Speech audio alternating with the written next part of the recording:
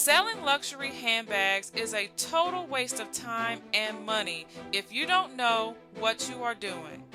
Welcome to the handbag heaven. In this video, I will reveal the bags that I have sold and the lessons that I have learned.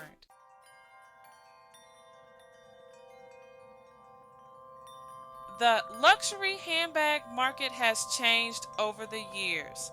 One change is the increase in collaborations with creators and influencers. Today, I am just as excited to see my favorite fashion blogger, influencers, creators, and alike at Fashion Week as I am to see the new collections on the runway. These collaborations have seemed to change cultural norms when it comes to the use of luxury handbags in everyday life. You know, like styling classic handbags with streetwear. But one side effect of mixing the two is tying the classics to fleeting trends where the bags become as trendy as the fashion. This and other changes can have an impact on value retention, which in return affect whether you make a profit or a loss on the sale of your luxury handbag.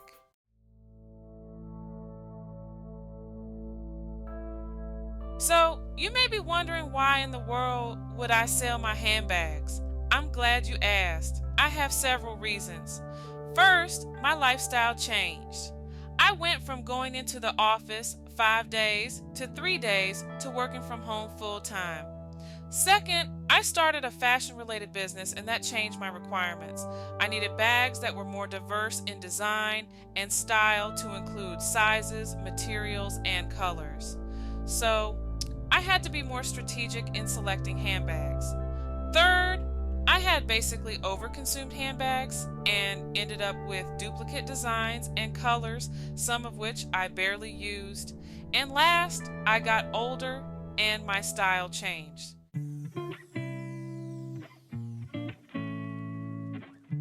So, let's get into the bags I have sold. I have sold over 30 luxury bags and small leather goods. I've also sold over 125 contemporary bags. Now, I'm not going to cover the contemporary bags in this video. I will focus on the luxury bags I sold and my top 5 lessons learned.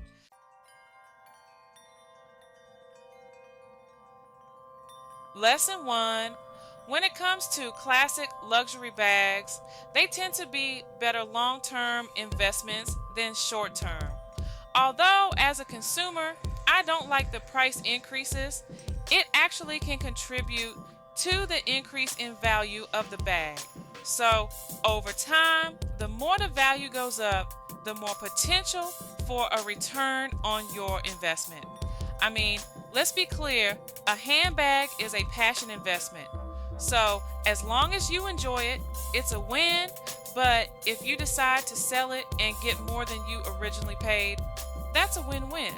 Let me be clear, I'm not suggesting that you should choose to invest in a luxury handbag over other less risky, less volatile investments with faster, greater returns. I'm just saying, if you do own or are planning to purchase luxury handbags, this is something to consider. I was able to sell my Louis Vuitton Speedy for more than what I paid because over time the cost had increased. Now the bag did depreciate a little due to the condition, but I was able to enjoy it for years and then sell it for more than what I originally paid. However, I must warn you about the volatility of the luxury handbag market. Even if you hold out for the long term, there are some bags that just don't hold value regardless of price increases due to popularity or unpopularity. Even classic designs like the Gucci Boston, which looks very similar to the LV Speedy, may not hold value. I got my Gucci Boston bag on sale for $489 in 2009, while the regular price back then was $695. This was back when Gucci was doing those private sales via email. In 2020, the bag wasn't as popular. I sold it for $640, which was more than the sale price, but less than the regular retail price.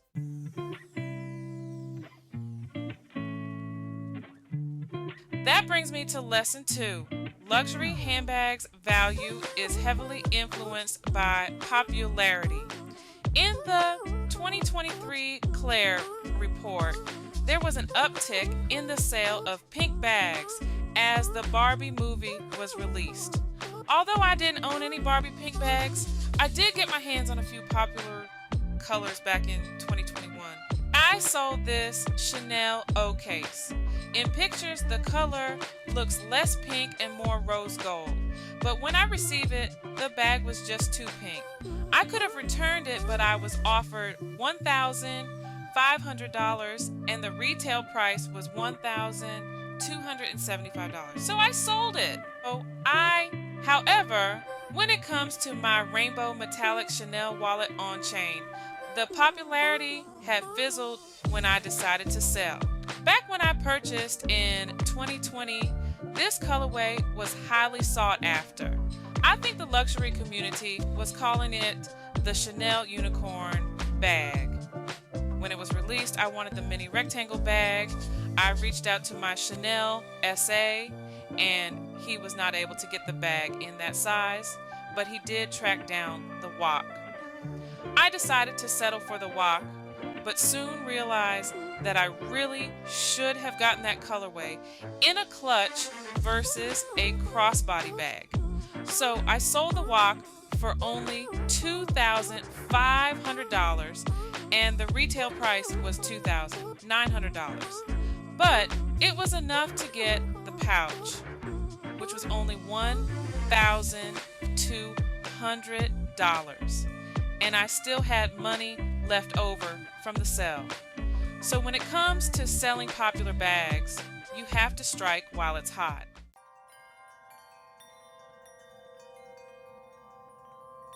That brings me to lesson number 3. Unique limited bags are risky, as they may or may not sell for more. It depends on the demand. I've owned 3 different Gucci Dionysus bags, the embellished GG, Blooms, and the Modern, which were unique and limited. However, in 2019 and 2020, the bags with embellishments were less sought after than the classic version with just the GG logo. So it took longer to find the right buyers who wanted the limited edition version.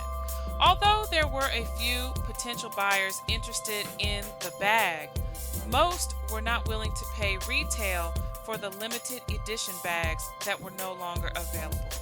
Lucky for me, I had purchased all my bags at discounted prices. This embellished bag I got for only $1,200 and the regular price was $2,400, but I sold it for $1,750. The floral bag I purchased on sale for $1,725 and the regular price was $2,400 but sold for $1,750 and I only received $1,312.50 after fees.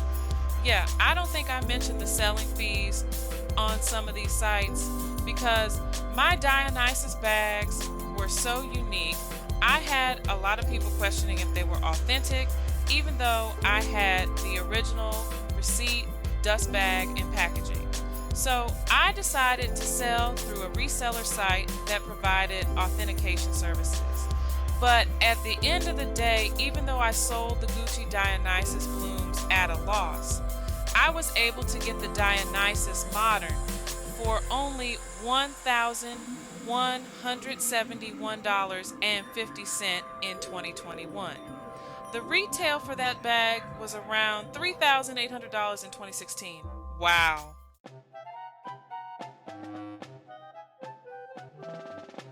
Moving on to lesson 4. Not all luxury brand bags hold value. I think I have said this before, but I just want to reiterate that buying luxury handbags as an investment can be risky, especially when taking a chance on a new bag and or brand. So, do you remember when Balmain released the Bee Buzz bag back in 2019? I did love the design and still do. It has that Dr. Bag look. But right after I purchased the black grained leather Bee Buzz 30 bag, my life completely changed. I intended to use this as a work bag when I was going into the office, but after purchasing, I started working full time from home. Needless to say, I no longer had a need for the bag. It was a hard decision, but I decided to sell. There were only a few of these bags on the pre-love market as it was so new. It was extremely hard to sell this bag. I got so many questions about the bag because although people seem to like the style, I don't think that they were as familiar with the brand. Balmain is known for fashion, particularly blazers, but not so much for handbags, or at least in the US. Even today, I don't see much hype in regard to the brand's handbags. It took about a year to sell the bag. I was able to break even because I got the bag on sale for $1,300, but retail was $2,195, and I sold for $1,300. The fact that it was on sale when I brought it should have been a clue, but I had no intention on selling it at that time. The bag is frequently on sale by the brand and other department stores. I often see this bag sold on the pre-love market for less than 50% retail.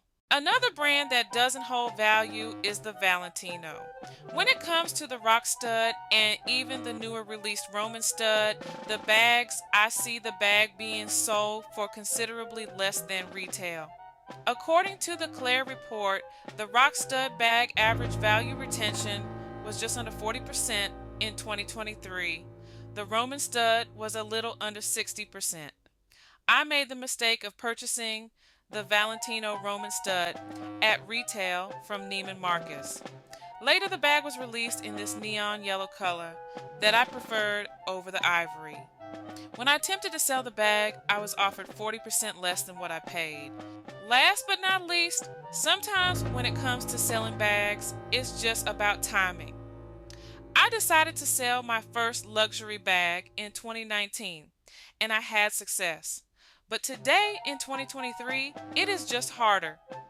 There are multiple factors that are affecting sales. You have the decline in popularity of luxury brands due to social issues, price increases, and decline in quality. More and more, I hear people say that they are no longer purchasing luxury handbags. So trying to sell today in this climate is just naturally hard. I have 2 more bags to sell. Well, actually, they are SLGs, and it's been over 6 months. In the past, I was able to sell SLGs much faster. The last bag I sold was the Fendi Peekaboo in the color orange since I had found it in the blueberry color. While I liked the design of the bag, I wanted to reserve the color orange for a Hermes or Goyard bag. I also had added the Chanel backpack to my collection, which was in an orange color. It took a while to sell the Fendi bag, and it was hard to sell for my asking price, which much less than the retail price was over $4,000. Of course, I purchased the bag pre-love for $1,680, but still sold the bag at a loss for $1,575. But it was more than enough to get the bag in the color blueberry for only $891.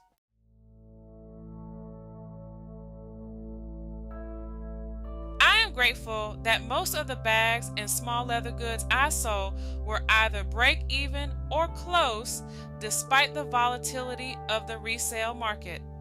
This was largely due to purchasing bags on sale or pre-love. A few even sold for more than what I paid, but honestly, in the beginning of my luxury handbag collection journey, I made a lot of mistakes. Some bags I regretted buying, and some I regretted selling. I made a lot of mistakes when it came to the colors I chose in the beginning. I bought a lot of bags just because I liked them and didn't think about whether they fit my lifestyle. I purchased trendy bags that I quickly fell out of love with. Like I said, a lot of mistakes, but eventually I learned the lessons I shared in this video, and I developed my why buy criteria, where I look at design, style, and best value when making the decision to buy or not buy. Then I sold all the bags that didn't meet my criteria and purchased the ones that did. And now I am completely happy with my collection.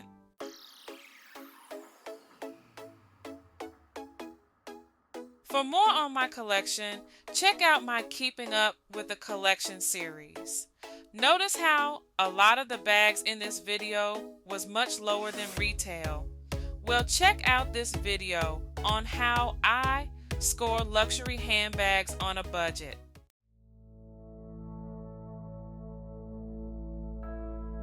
Let's talk in the comments. Let me know your experience with selling luxury handbags. I want to know the good, the bad, and the ugly.